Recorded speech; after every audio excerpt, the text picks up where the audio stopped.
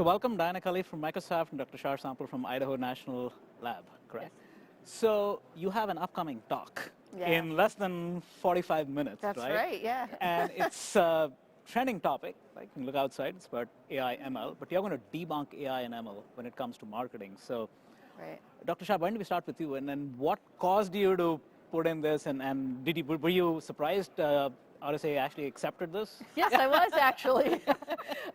Actually, the funny thing was Diana and I were talking several months ago, and we were talking about all the, what's the creative word for, we'll just say euphemisms around artificial intelligence and machine learning, and how the terms often get conflated, and all the things going on in this space. And we said, Diana said, we should submit to RSA, and he said, are you sure? I was like, I don't think it's going to get accepted, so I was a little surprised when it did, actually. Diana, your reaction? Well, I actually wasn't surprised. So I'm on program committee. I mean, I didn't program this particular track, okay. but I'm on program committee for RSA, and I've been on program committee for 3 years. And I know that talks that really are genuinely trying to help people understand a particular technology space, to demystify it, are popular. So that's why I thought, and especially around this topic, there's a lot of, as Char said, conflation. Some of it on kind of purpose, a little bit of a dazzle.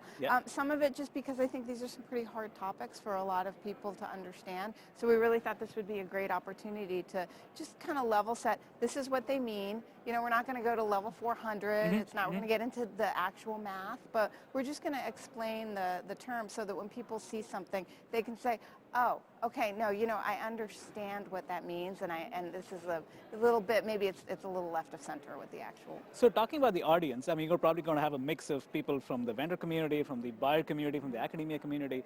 So if you look at those three groups, right, let's say research vendors and practitioners, what would success mean for you at the end of your talk for each of those three different groups and both your answers? Well, for me, as I mentioned earlier, knowing the difference between machine learning and artificial intelligence, I would consider that hitting a home run. So. Yeah, and I think if just people that listening feel empowered that when they hear these terms, they know what they mean at a top level without any spin on them. And I also hope that maybe they feel a little bit empowered to do a little bit more digging into what AI and machine learning really are.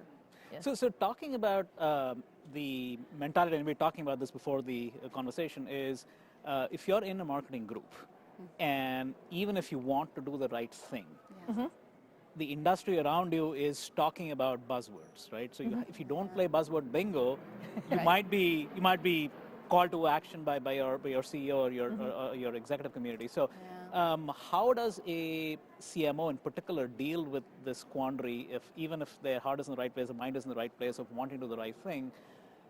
How do they not play buzzword bingo? Yeah. They can actually take the buzzwords themselves and do a little digging to see what the buzzwords really mean, and then figure out how they're going to map their product or whatever it is they're trying to, or their service, to that buzzword, and kind of point out maybe where their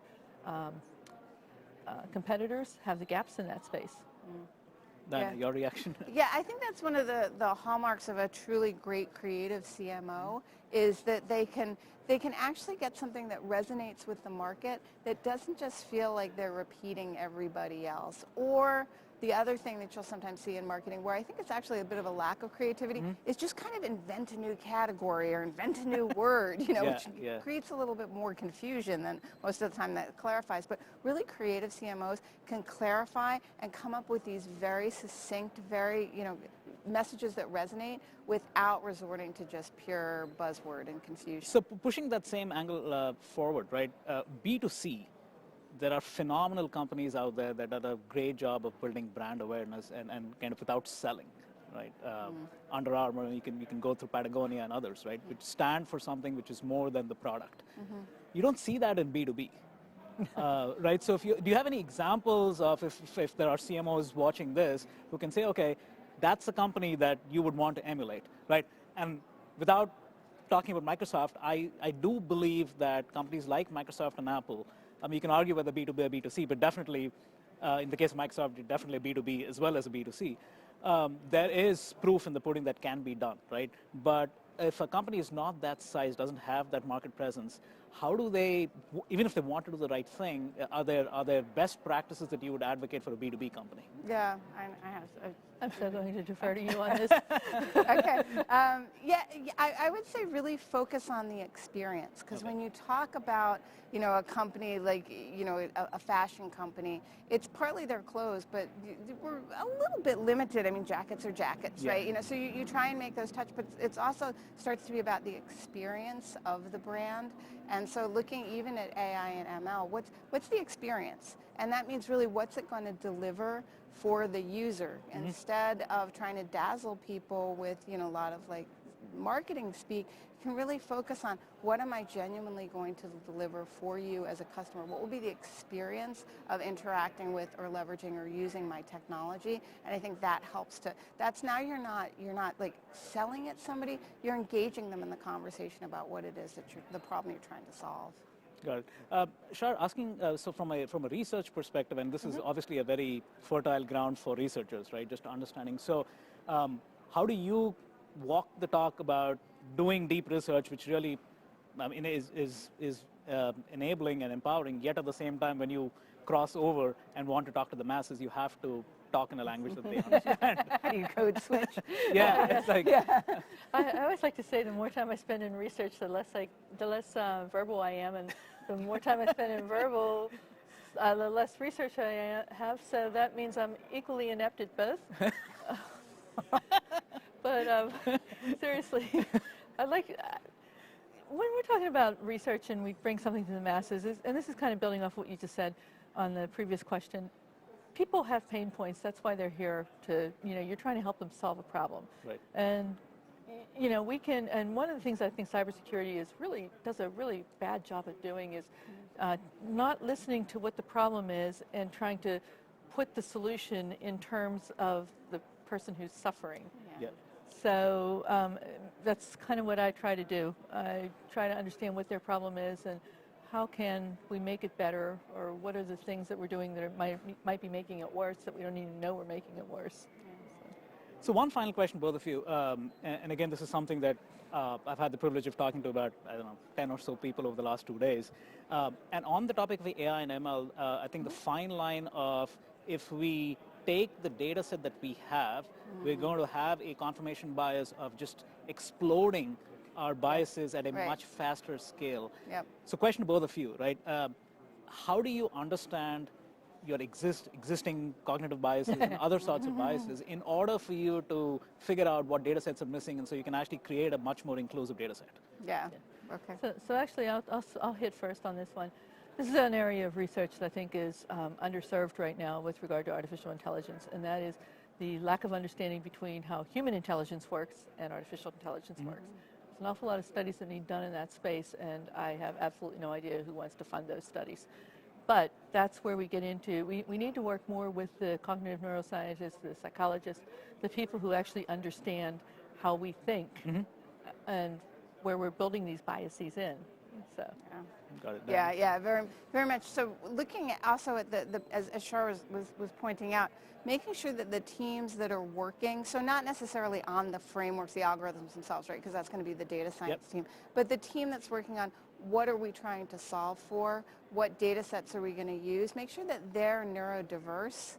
And that means in a number of different, that they can come from different backgrounds, that they have different knowledge sets. So lawyers have something to add around privacy and use and accountability. HR has things to add. So making sure that you're looking, because all of us, the thing about unconscious bias, it's unconscious. So it takes somebody thinking a little bit differently to help us see where we are. So making sure that it's a really diverse team working on those solutions, and then with the data sets themselves, stepping back and thinking about, are we consuming a biased data set? An example would be in hiring. So if you look at the people that are in the job now, in a lot of coding jobs, right, it tends to skew more towards a male population than a female. So if you say, well, that's what we want to search for, if you let the tool automate and learn on, it may try and just replicate, overfit on, it has to be men because that's what we have in role now. So that creates that automation of bias. So creating a neurodiverse team working on the problems, and then also taking a really hard look at the training and testing data to make sure that you're not feeding bias into the Okay, so I lied. I'm going to ask you one more question because you used the word Wow. privacy. Oh, okay. So this is going to be last, I promise. Is clearly, I mean, privacy this year has been elevated to a much higher level than any previous RSAs, right? Now, how much of it do you think is driven by regulations and the need to kind of show up, and I call it privacy as a service, so just go and done, versus truly, I mean, again, I'm hitting on Microsoft because you are walking the talk and talking the talk all the way down from Satya down, right? Which is, how does a shift happen where this isn't just another regulatory checkbox, but actually truly understanding the reason for doing privacy and doing right by your customers? Yeah. So, okay, since you mentioned, I'll start at least on what Microsoft's doing. So Microsoft, as you mentioned, takes privacy very, very seriously. In addition to Satya, our CEO, it's taken very seriously by our president, Brad Smith. Yep. And it's really in our DNA. You know, Brad will say, you know, repeatedly, privacy is a human right, and we believe that. We also are very strong on that the data that's in Azure, it's your data. It's not our data. We're just keeping it safe for you, similar to a bank. So I think that making that, you have to have that kind of approach within an organization to really make, instead of saying, well, we have to do this because there's some new compliance regulation in some part of the world, but saying, look, privacy is a human right, and it's a responsibility of the organization to deliver that for people. So then I think when you take that approach, it really becomes part of the DNA of the company. Anything to add, Dr. Char? I'm just going to generalize and say that I think there has to be a culture, corporate culture, that supports that. And if it doesn't support it, you do get this either sense of carelessness or a sense of duty with the data. Neither one inspires the passion that the culture has. Excellent. So again, thanks for this conversation. Preview to your amazing talk that I'm sure is going to happen shortly. Again, thank you, Dr. Char. Thank you. Thank you. Thank you for your time. Bye-bye.